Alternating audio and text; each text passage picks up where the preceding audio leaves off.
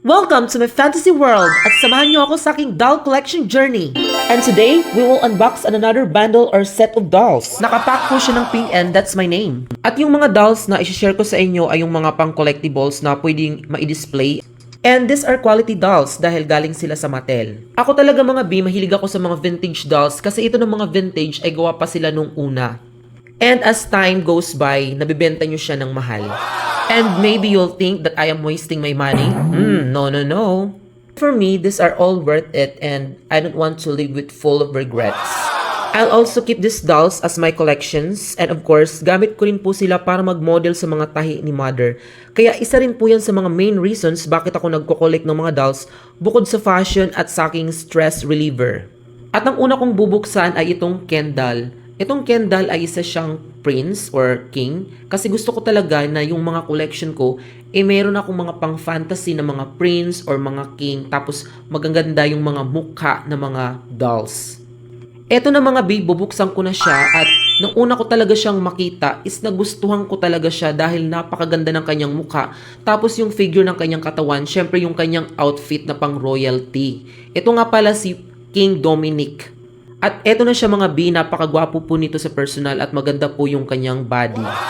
At eto na mga B yung isa, una ko pa talaga siyang nakita, napakaganda talaga ng kanyang mukha. Tapos yung hair niya is pang Barbie talaga, yung total aura at physique niya talaga as in. At sa mga collection ko sa mga female dolls, I think isa to sa mga favorite ko.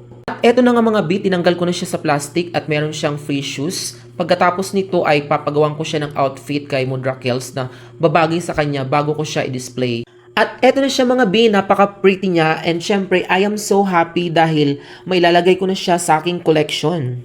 At ilalagay natin siya sa stand para na siya makatayo. Ayan, nandito na.